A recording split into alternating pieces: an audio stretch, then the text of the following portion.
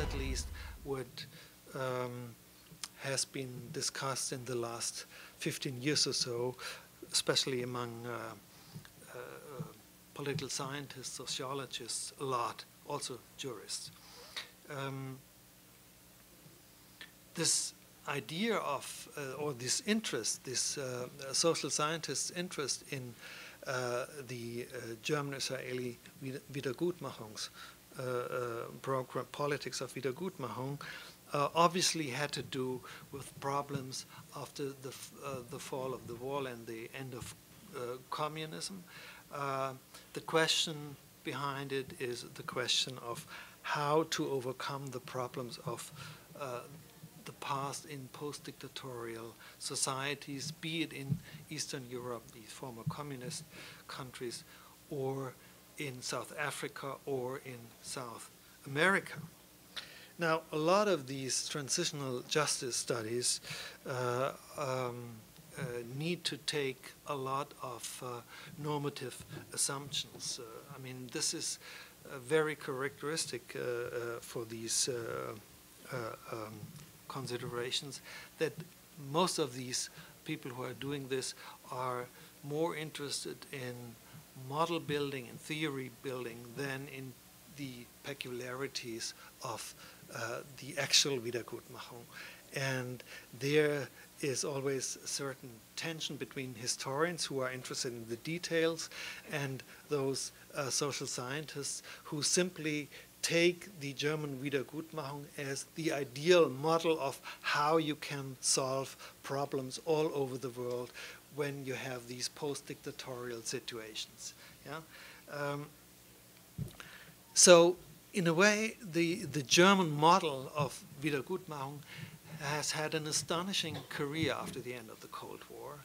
And I'm always a little doubtful whether this is a good thing or a bad thing for the actual Wiedergutmachung, but obviously it's not in the authority of historians to keep the social scientists away from this research. And of course, there are interesting studies who are arguing now that one important factor of the idea of Wiedergutmachung as transitional justice is that there must be, in German, I think the word is even nicer, there must be a policy of Anerkennung, of recognition, of acknowledgement.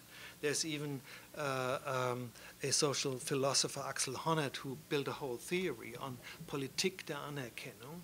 And this is one important factor. It's not only about money, it's about recognition of the former injustice. And that these processes of recognition are done collectively or in public discourse. And I have no doubt that this is an important element, but I'm quite clear that without serious and material, if you will, this is a materialist approach, without a material basis for Wiedergutmachung, these kinds of transitional justice won't work. So there has to be, at least I think, in cases of serious historic injustice, there has to be a Politik der Anerkennung, a policy of recognition, as well as the material element of Wiedergutmachung. Thank you much. Thank you so much for your attention.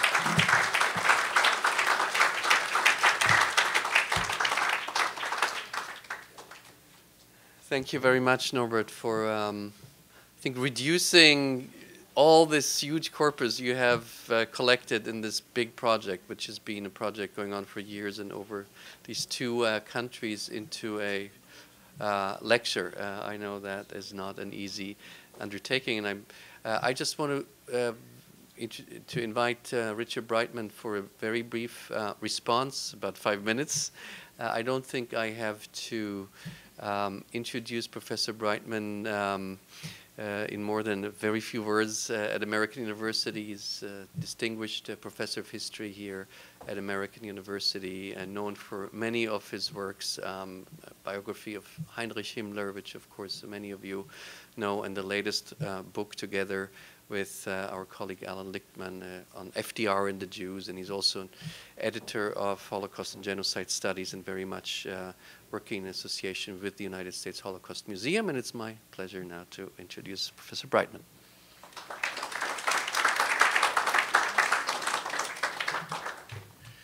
Thank you, Michael, and thank you all for coming. I'm not really an expert on post-World War II Germany, with possible exception of intelligence matters. And what I know about this topic, I know to scholars, because of scholars like Norbert Frey and Jeffrey Herf, a friend and colleague at College Park. So this is a little bit awkward to me. I have to say that I was thrilled when Norbert said he did not have a prepared text, because I tell my students not to read presentations and papers. I think it's much more interesting for the audience if they do not. Of course, it's challenging when one does this in a language that is not one's native language, but Norbert has done that very elegantly and eloquently. And I think we all should be grateful to him. What can we say about this process? When I was a graduate student, one of my very good professors said, you know, if you're going into history, you have to be prepared to deal with complexity. If you want life simple, you can be an economist or a political scientist or a sociologist. They create models to simplify the world, and they work with those models. If you're a historian, you have to deal with all of the messy details. And that's what Norbert's project has been doing.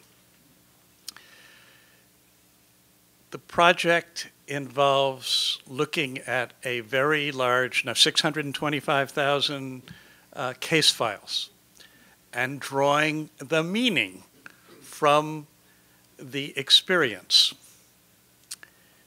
That experience involved, in part because of conscious choices from the start, that experience involved low-key interaction with bureaucracy in both West Germany and to some extent in Israel. So when we think about those terms, and I actually think reparations in some ways is a better term than Wiedergutmachung, because a repaired garment is not as good as an original garment. When we think about reparations from the point of view of individuals, they were trying to get some measure of compensation and recognition and a degree of justice from injustice, and they were trying to get it out of bureaucracies. Perhaps some of you have had better experience with bureaucracies than I have, but that is often a very difficult experience. Therefore, it is not in any way surprising to me to find that although the amount of money paid by the West German government is in many ways unprecedented, the feelings of Holocaust survivors were often that this was too little, too late, and sometimes it was too little, too late, because bureaucrats made bad decisions on individual cases or made more or less fair decisions, but in such a grudging manner that there was no feeling of satisfaction. So this perhaps is why there remains to this day a gap between hopes and expectations and the reality of reparations payments. And one has to see, by examining individual cases, just how large that gap is, just how many people came out of this with substantial payments and some feeling of satisfaction, and others, how many others came out of it feeling as dissatisfied as they were going in. That's really about all I can say, except that I very much agree with Norbert that the notion of taking all of this as a model for application to other countries strikes me as, boy, they have to learn an awful lot of history before they can even try to do that. This is really an extraordinarily complicated process involving 2 or more countries, hundreds of thousands of people, thousands of bureaucrats, and many changes over time. This is also a path-dependent process in that people, once governments and individuals made certain decisions early on, that shaped later decisions. And if you start with different decisions, you end up somewhere else. So I'm much more comfortable answering questions about John J. McCloy during the Holocaust rather than John J. McCloy as High Commissioner of West Germany. But both of us will be happy to answer your questions.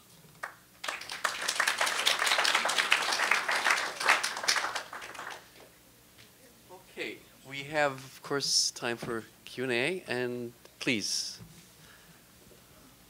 I'm so thrilled Maybe that you would just introduce yourself. Sure. briefly. My name is Sarah Fetterman. I'm a doctoral candidate at George Mason's Conflict Resolution School, and I'm studying the role of the French railroads in the transport of the deportees, what they did or didn't do, what they did or didn't do to make amends, and the conflict that continues in Maryland, Virginia, and Florida today.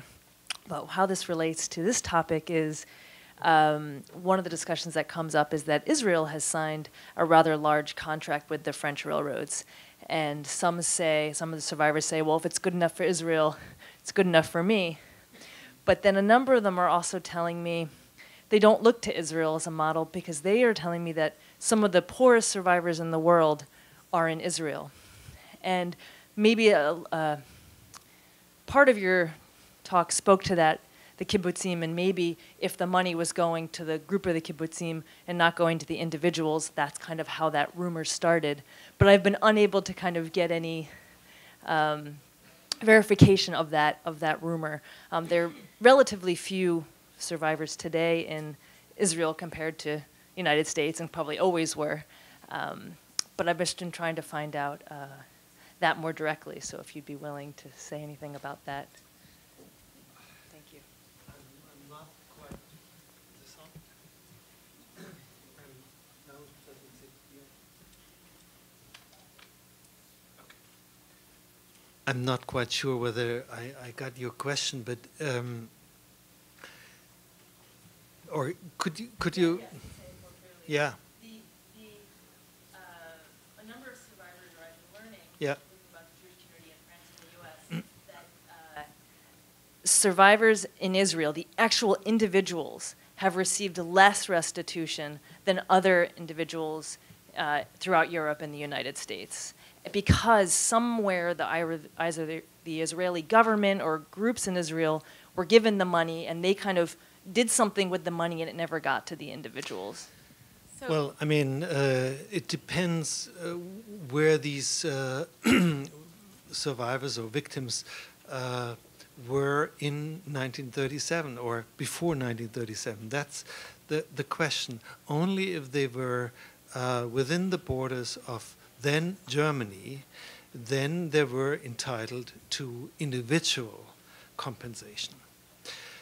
All the others were part of these treaties which Germany, West Germany, negotiated in the late 1950s, early 1960s with France, with the Netherlands, with the so-called Western world, and no treaty at all was negotiated with East Germany. So if these survivors came from France or they came from Poland and ended up in Israel, then they were not eligible for individual payments. But there was, of course, the claims conference and the money from the claims conference, and there were these later on extended lump sums given by the Germans for certain programs, as most lately the so-called forced laborers in the ghettos who now receive pensions, small pensions, or equivalents to pensions, one has to say, despite the fact that they were not eligible for indemnification according to the German law. So this is what I meant by learning process. I mean, and this is why I said, despite the fact that there was so much money given on the one hand, it was given compared to the enormous group of victims only to a very distinct and not very large group of victims. Yes, please. Yes, Professor Fry. Thank you so much, Professor Fry. Thank you so much for the presentation. I learned certainly a lot. As you said early in your lecture, identify yourself? my name is Howard Marks, and I returned from. I was in Berlin for about 2 years ago on a Jewish tour of Berlin, and very much impressed by this policy, how it's been implemented, at least in the Berlin, Brandenburg area. So my question to you is, early in your lecture, and just now, you mentioned about the GDR did not participate in this program. Now, post-reunification, which I know is coming up, the 25th anniversary of the fall of the wall, and then 2 years hence, then the reunification. Many of those citizens of the former East Germany, DDR, actually were allied against Israel as part of the Warsaw Pact and subject to virulent anti-Israel propaganda, and some of them actually may have fought or were allies of the Arab states in the 1967-1973 wars. How has that affected the general policy in Berlin now since post-reunification? Thank you. Yeah, it's not that easy question to answer, but generally speaking, the federal policy on Wiedergutmachung and on the German-Israeli relations, I would basically say it was not affected by the fact that there were 17 million Germans joining the Federal Republic. So the political class and the political elite and the political parties went on doing what they were doing before 1989. Another question is whether the influx of the public opinion or the individual opinion of these individuals who were educated in the East German system, how this influenced the public opinion in unified Germany. Here I would say that, I mean, in the early 1990s, as you might recall, we had a serious problem with right-wing extremism, with even, I would call, pogrom-like racist and ethnophobic turmoil in parts of Germany, and particularly in East Germany.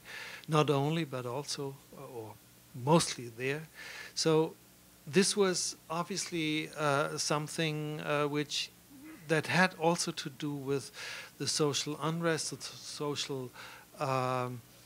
social problems which were caused through mass unemployment, all of that. But there was a certain amount of anti-Israeli sentiment within the eastern part of Germany that was also part of this problem, and a certain amount of.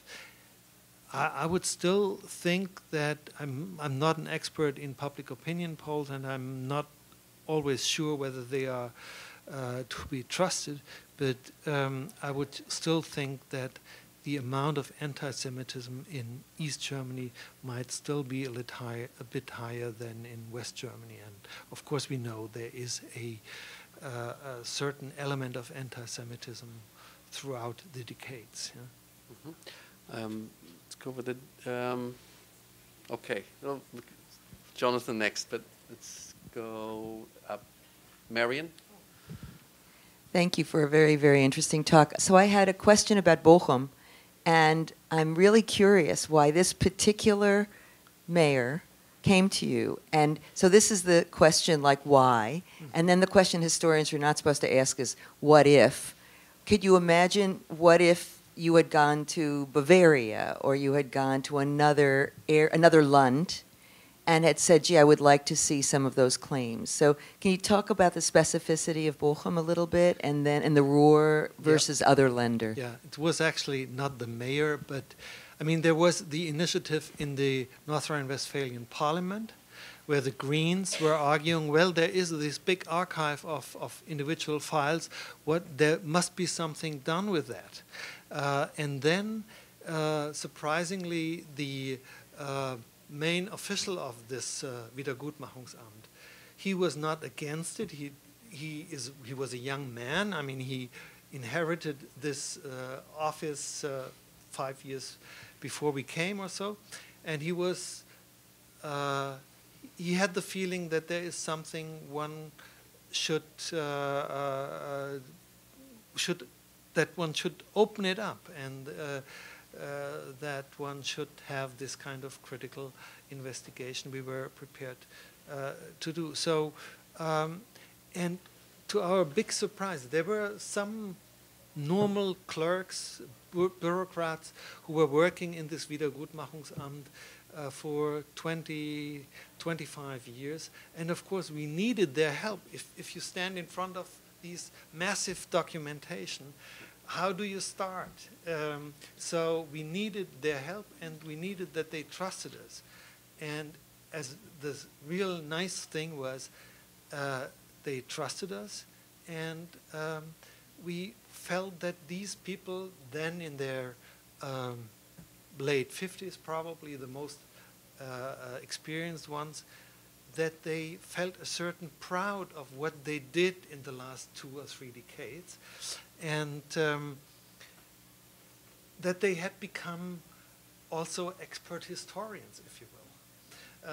These are normal, educated bureaucrats, and some of them were just put into this part of the bureaucracy at a certain point in their life, and they ended up to become experts, and they ended up to be proud of some sort of relations they sometimes would create with victims, or the ears of victims, or of the grandchildren sometimes even of people whom they knew by the files from the 1950s or 60s. So this was probably the most interesting thing. And with regard to your question, could this only happen in North Rhine-Westphalia? Well, there was a political climate to be open with this material. We tried to do something similar 20 years earlier in Bavaria, when I was still at the Institute for Zeitgeschichte, Institute for Contemporary History in Munich. And there was actually a first initiative of doing a more concrete work on the topic of Wiedergutmachung. And there we met much more reluctance at the Wiedergutmachungsämter. On the other hand, I used a bit of Wiedergutmachung sources already for my dissertation in the mid-1970s. So if you came with special and concrete questions, in that case related not to people but to institutions, that is the social democratic press, which was taken away from them, from the social democrats, and then you could already in the 1970s look at certain files. So it's a complicated situation, but generally speaking, by now there's significant openness by these people. They want to make sure that their subject becomes historicized. Jonathan Skolnick. Thanks. You introduced me. Thank you so much for your talk. I was really curious, as an historian, if you could say something about how you see the reparations process as something that generated historical sources, because so much has been written about how war crimes trials generated documentary evidence and testimony that shaped our understanding of what was the persecution, what was the Holocaust. But for instance, on a family level, everything I know about what happened to my family, I know from their attempt to get an Entschädigung in the 1950s. So I'm curious, what kinds of historical narratives are being produced? How do you, as an historian, evaluate them? And are they telling things that are maybe something that makes us look at it in a different way? Yeah, very good question, and thanks for it, because it allows me to elaborate a little bit more on what we actually find in these files. There are some files which are rather thin. I mean, just the Antrag, the application, and a few statistical data, and that's it. But there are others like that big or even that big, because it's a history also of getting back to these issues by a whole family. And since these individual restitution and individual indemnification ask for very detailed information, it can be an interesting story inside such a file.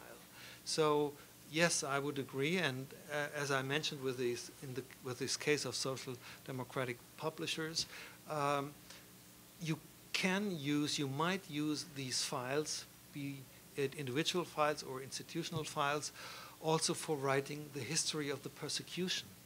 You can use it for writing the history of these people after 1945. You can use it for their story in the 1930s. So it's an incredibly valuable source material, as are the war crimes trials files. Let me just say a word. If Suzanne were up here, I'm sure she might add that this is paralleled by some of the files of the International Tracing Service, Absolutely, yeah. which are at the Holocaust Museum. So, yeah, and the amount is even more. David Schönbaum, please. Yeah, David Schönbaum. As Mr. Breitman reminded me, I once wrote a book. I'd like to put the question to both of you. It's actually a fairly simple question, I think, but one I wouldn't address to a political scientist, economist, sociologist, or an MBA. And this is that for all its insensitivity and all the bureaucracy and all its complexity and stretching over decades, that Germany, for better or worse, has done this better and almost uniquely better than any other country in the world, in a world where a lot of people have done a lot of injustice to a lot of other people as well. How do you account for this, that the Germans have done this as so many other people haven't, and have done it so well as so many other people haven't? Please, go ahead. well, It's hard for me to talk about that. I would simply point again to work by Norbert on West Germany's rather lax treatment of Nazi war criminals as one side of the picture, and the politics of dealing with millions of people who were Nazi Party members, SS members, some of them actual war criminals, was so difficult for the Adenauer regime that there were pressures both within Adenauer's own party and from other parties to to press for amnesty and then to expand gradually the numbers of people who received amnesties regardless of their past crimes. So that's one thing that was going on. And I think it was Adenauer's recognition, as well as the recognition of others in and outside of his party, that if that was going to happen, West Germany had to do something that recognized the immorality of the Nazi past. And reparations was an economically difficult, but politically less painful way of doing this. And that's really the message that one gets from reading the best work on post-World War II West Germany. I think it's. I would especially if you think about the depressing early 1950s in terms of amnesty and attempting to roll back this whole story of denazification and war crimes trials and all of that. Especially if you have this in mind, then you might be tempted to say this is the dialectic irony of this process of the early 1950s, this rollback. Because after this rollback, there's also a rollback against the rollback. And from as early as in the late 1950s, the reasonable part of post-war German society starts to say, no, we can't keep going on that way. There has to be something different. So it's a dialectical process, and from that moment on, from the late 1950s on, probably one incident is also very important. We wrote about this in our book on on Jewish life in post-war Germany. From the attack against the newly resacred synagogue in Cologne. I mean, where Adenauer and all the officials were part of this ceremony in 1959, and a couple of months later, there are some right-wingers who painting swastikas on the front of it. So this is one of these initial events for a societal awareness of the problems and a societal alternative. And out of these scandals, actually, out of the scandals of the early 1950s, there grows slowly but steadily a way of addressing the past and not leave it as it is, that from a certain moment on becomes part of the political culture, I would even say, of post-war Germany. Maybe if I could just add one sentence, which may be a little bit simplifying, but if the dimension and the perfection of the Wiedergutmachung and of the whole process of reparation was unique and unprecedented in history, so were the crimes, so was the genocide. So there was a certain connection there, of course, as well. Let's see, we have, you had, let's take you. Hi, I'm Kathy Powers. I'm one of those political scientists that we've been talking about. Well, we let you ask a question. Yes, I'm a fellow at the Holocaust Museum. And so my question is about the issue of comparison, which I understand the uniqueness of German restitution, but at the same time, you have new agreements being negotiated today with the claims conference. So for instance, the agreements recently negotiated for the children of the Holocaust under new norms about what reparations means in a time of transitional justice. And so we can't separate Germany as something different during the Holocaust because reparations today are being negotiated under new norms. And so I was just wondering what you think about that. Thank you. Maybe we'll just combine it with one last question. Ariel, would you? pass the phone. Micro. Hi, I'm Ariel Mond. I'm a senior here in the history department at AU. And my question kind of goes along with different forms of reparations. And I was just wondering, in the post-war world, since the Holocaust is an international event, we tend to think of it just as happening in Germany. But in any of the other countries that collaborated with Nazi Germany, were there any ideas for post-war reparations? And was there any idea, perhaps among survivors, that reparations should be an international event? Yeah, both of them are very good questions, and indeed, as Michael already mentioned, the uniqueness of the crime in the post-war years was more or less ascribed to Germany and the country from where it came from. And the whole situation of those collaborationist nations or of states was not an issue in the 1950s, and probably it couldn't be. I mean, there were these pacts of silence, as we now know, in the Netherlands and in France and wherever you would look, or even also in Eastern Europe, for understandable reasons. And there were, on the other hand, there were hefty clashes, civil, almost a short, brief period of civil war within post-war France.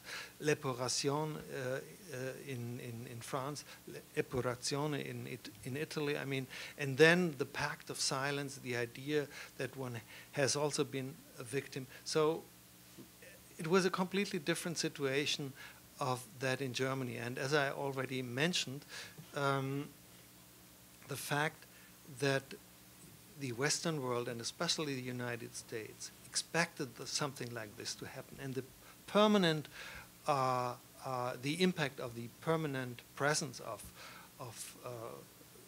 the United States in post-war Germany, not until the end of formal occupation, but far into the 1950s, 60s, and onwards, also is an important reason for the fact that this process came into being there and could not in that way come into being in other Western countries, because the situation was much more complicated. I'll say a word about the first question. Yeah. I think that was a reference to the hidden children who are now being compensated. So in some ways, this is really typical of a very long process in which West Germany agreed to compensate a certain percentage of victims, only later to realize that there were other victims in other categories who hadn't yet received any compensation. And the more we learned about other groups of victims, I mean, through historical research and even political science research, the more pressure there was for additional agreements and additional funds for those survivors. So it's just the tail end of a very long continuing process. Yeah, I mean, just one word in addition. The idea of trauma, I mean, this concept was just not there when all of that began. Just the opposite. Medical doctors would argue there is no such thing like a trauma. Only later on it was understood and learned and accepted that this has to be an aspect of the practice of compensation. And then the question of intergenerational trauma occurred. And so, as I said, it's a learning process and it's not yet ended. I apologize. I know there were many more hands up. It is a little late now, and I think we can still stay together for a little bit longer, but there were like 7 or 8 hands up, and I think that we would spend another probably hour here, so I hope for your understanding. I really thank you all for your really wonderful questions, but of course, mostly I thank Norbert Frey and Richard Breitman for telling us so much profound information about German restorations, Wiedergutmachung, and German-Israeli relations. And of course, we'll hope to see you soon again. Thank you.